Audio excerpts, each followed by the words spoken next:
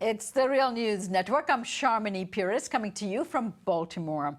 The G7 countries met in Quebec last weekend to discuss trade policy, climate change, and gender equity, among other things. However, the meeting agenda was completely derailed by talks of Trump's trade tariffs on steel and aluminum. Trump also refused to sign the previously agreed upon statement and lashed out at Canadian Prime Minister Justin Trudeau. Trump claimed that the U.S. will no longer be the world's piggy bank and offered an all-or-nothing approach, either abolishing all tariffs within the G7 or no cooperation with the U.S., which some analysts constitutes as a trade war. In an angry tweet right after Prime Minister Trudeau's press conference following the G7 aboard Air Force One on his way to Singapore, Trump wrote, "Based on Justin's false statement at his news conference and the fact that Canada is charging massive tariffs to our U.S. farmers, workers, and companies, I have instructed our U.S. reps not to endorse the communiqué as we look at tariffs on automobiles flooding the U.S. market," he wrote. This is Trump now in Singapore at a press conference the next day when he was asked about the tariffs. The United States, because of bad management at the top, because of presidents that didn't care about trade or didn't understand it or whatever reason, for many years, with China being obviously the most successful at it, but the European Union is second, 151 billion we lost. They were represented at the meeting. And we're being taken advantage of on trade. Canada does have very big advantages over us in terms of trade deficits. We have a big trade deficit with Canada. They don't take our farm products, many of them. They charge what was 270%, but somebody told me the other day that a few months ago they raised it to 295% for dairy products. And it's very unfair to our farmers, and it's very unfair to the people of our country, the workers, the farmers, the companies. And we are not able to trade. They have tremendous. In recent weeks, the rift between the U.S. and Europe and between U.S. and Canada has been widening. Here is Justin Trudeau responding to Trump's tariffs. It would be with regret, but it would be with absolute certainty and firmness that we move forward with retaliatory measures on July 1st, applying equivalent tariffs to the ones that the Americans have unjustly applied to us. I have made it very clear to the President that it is not something we relish doing, but it is something that we absolutely will do, because Canadians were polite, we're reasonable, but we also will not be pushed around. Even the newly elected Conservative Premier of Ontario, Doug Ford, had this to say. I can tell you on the trade deal south of the border, we stand shoulder to shoulder with the Prime Minister and our federal counterparts. My number one priority is to protect the jobs here in Ontario, especially protect the steel workers, aluminum workers. That's going to be a priority. Joining me now to analyze the economic consequences of this G7 meeting and these tariffs are Bill Black and Gerald Epstein. Bill is a white-collar criminologist, former financial regulator, and associate professor of economics and law at the University of Missouri, Kansas City. He's the author of The Best Way to Rob a Bank is to Own One. Thanks for joining us, Bill. Thank you. And Jerry Epstein is professor of economics at UMass Amherst, and he is the co-director of the Political Economy Research Institute at UMass Amherst. Jerry has authored many books, but a recent article he has written is relevant to this discussion, titled, "Do U.S. Workers Gain from U.S. Imperialism?" Thanks for joining us, Jerry. Thanks, Sharmini. All right, Jerry, let me start with you. Do you expect this escalation over the tariffs where Canada and the EU will follow through with their threats to impose retaliatory tariffs will actually take place? Well, I think it's pretty clear that the Canadians have to respond given Trump's insulting language and the support from all sides there to stand up to the Americans. So there probably will be some retaliation. The Europeans are slow to do things. But again, there's probably going to has to be some kind of response. However, we don't really know to what extent this is going to go beyond this. A lot will depend on domestic politics and how far each side is willing to go. I should say the Canadians are not in a strong position because they're so much more dependent on trade with the US than the United States is on trade with them. The Europeans are in a bit stronger position, yet they have this problem of coordinating the decisions of different states, and Europe is in quite a bit of disarray. It's been there for a while. But if it doesn't escalate way beyond this, then there's probably not going to be that much harm economically, though there's deep political divisions that do have implications. But it could get out of hand, especially given how unpredictable Trump is and how much he's trying to play the kind of Steve Bannon card to appeal to American workers. Given the situation, Jerry, would you consider this a full-fledged trade war between the allies? What is happening, especially if there's these retaliatory tariff measures? Well, I don't think it's a full-fledged trade war yet. This is still kind of the first steps, but it's something we haven't seen in a long time. It's not an ordinary situation between us and our so-called allies. It's not an ordinary situation with the G7. It represents the fact that Trump is trying to appeal and solidify to his base, and rather than do anything really substantial to help them, he flings around these epithets and insults and does a small policy here or there. And this kind of thing can get out of hand. All right, Bill, the EU has already said it is going to challenge the U.S. tariffs under WTO rules. If the WTO agrees to the challenge, this could mean punitive tariffs for the U.S.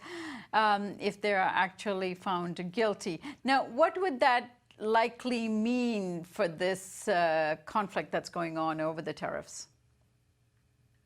That doesn't really mean very much different than what Canada will do, which is, just put in on retaliatory tariffs right now. The United States is in very shaky legal grounds. It is cited as its supposed excuse for its actions, national security. Trading with Canada poses a threat to our national security, which is, among Trump's many lies, this is one of the ones that's craziest. It's a little bit like the Brits invoked their anti-terrorism laws against Iceland after the 2008 financial crisis. You can imagine how well that went down politically in Iceland, and it's going down the same way.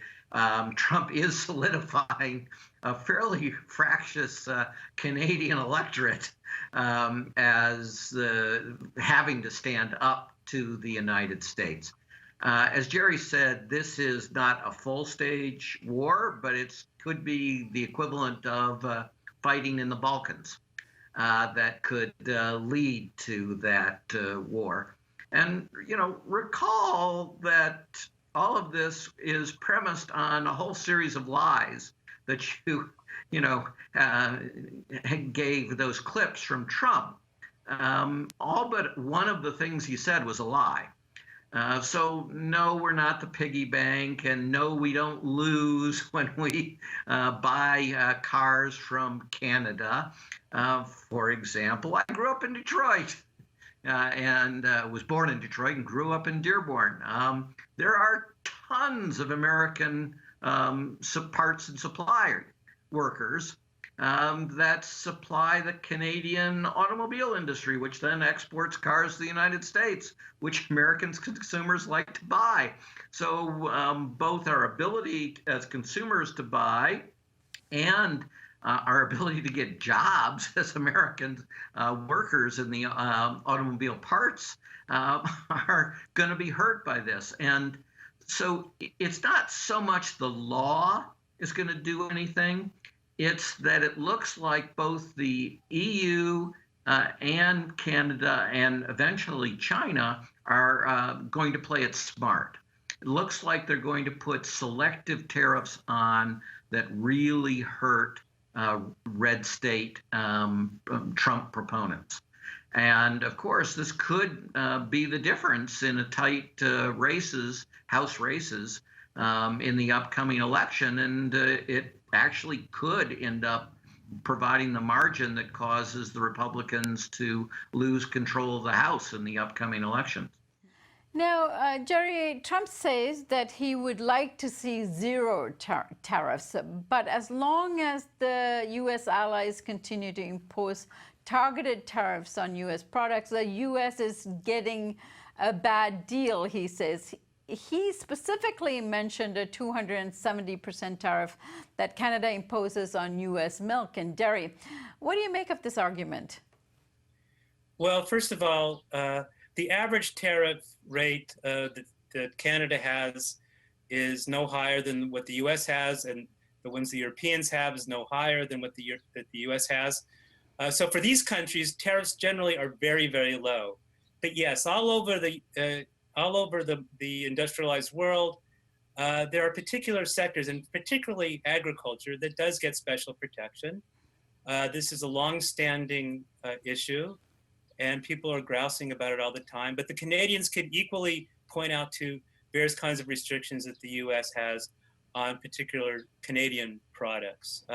So this is just picking an example completely out of context. And as Bill said, most of these things are fibs, if not outright lies. All right. All right. On a geopolitical level, Bill, the New York Times columnist Paul Krugman recently wrote that Trump acted as a Russian agent at G7 when he was arguing that Russia was kicked out of the G8 4 years ago because of its invasion of Ukraine. And at the G7 summit, Canada, Trump said that he would like to see Russia return to the summit. What do you make of that? So that's nonsensical on the grounds that Trump is talking about. So the G7, you're talking about the 7 largest economies in the free world.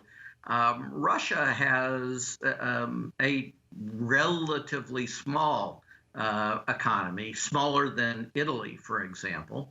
And there's nothing free about Russia in terms of either the economics or, of course, political type freedoms or social freedoms or religious freedoms for that matter. So it makes absolutely no sense. And if Trump were serious about seeking zero tariffs, it would also be not only a distraction but counterproductive to bring Russia in, because Russia is a maze of what we call non-tariff barriers to trade, which is to say it's all very nice that you might theoretically be able to bring stuff in and trade, but if you can't ever get the permits, if the contracts in a supposed competitive bidding always go to the oligarchs who kick back money into Putin's pockets, then there really isn't a free trade. So Jerry's right. Canada, contrary to what Trump said, we have a trade surplus, as his own Council of Economic Advisors has put in print with Canada, right? Surplus, not a deficit. And so, again, you're punching into a marshmallow where none of these things are actually being done for any of the supposed stated reasons. Jerry is quite right. To the extent it's anything, it's a political play to pick up key voters in Pennsylvania, Ohio, and Michigan primarily. And it's a question of whether they're going to lose enough other voters in places like Iowa and such in the retaliation. But at least the EU and Canada and probably China understand the game and realize they have to retaliate in a politically framed fashion in dealing with Trump because it has nothing to do with actual substance. All right, Jerry, let me give you the last word. Look ahead for us. How do you see the situation unfolding? Well, I think we're going to see a lot more of the same, a lot of instability. Trump is going to keep pushing this trade line because he thinks it's politically popular. The rest of the G7 and the European countries and Canada are going to have to finally realize that this old order led by the U.S. Is coming unwound. And the interesting question is, how are they going to react? What kind of new order are they going to try to create, or are they just all going to dissipate in a kind of anarchic, each man, woman for themselves? And so this is just going to lead to more and more disorder. But I think we're going to just keep seeing a lot more of the same, and it may get more unstable as we move ahead. All right, Jerry, I thank you so much for joining us. Bill, I thank you so much for coming on. Thank you both. We'll talk to you soon. Thank you. Take care. And thank you for joining us on the Real News Network.